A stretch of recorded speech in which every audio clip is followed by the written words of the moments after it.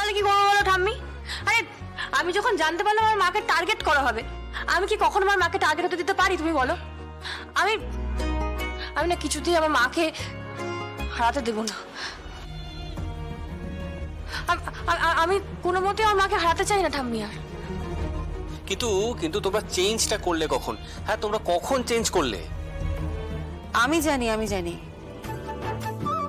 জানি ওরা কখন চেঞ্জটা করেছে। আমি বোধহয় গেস করতে পারছি। এই বল দেখি কি গেস করতে পারছিস বল।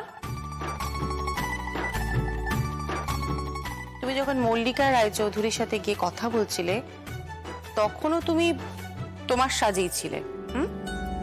তার ঠিক পরে তুই পাল্টে দিয়েছিস, তাই তো? হ্যাঁ একদম ঠিক বলেছিস খুশি। তুই জানিস মা মা সাজ চেঞ্জ করতেই চাইছিল না, মা কিছুতেই রাজি হচ্ছিল না। আচ্ছা কোনো মা রাজি হয় মেয়েকে বিপদে ফেলতে? কোনো মা রাজি হয়? জানেন বর্দি ও কি কি মিথ্যে কথা বলেছে আমাকে জানেন আপনি? কি মিথ্যে কথা বলেছে? আমাকে বলেছে আসলে নাকি আমি টার্গেট নই, ও টার্গেট। হ্যাঁ হ্যাঁ আমাকে এসব বুজুম বাজুম দিয়ে বাপ আর মেয়ে মিলে আমাকে ঠকিয়েছে।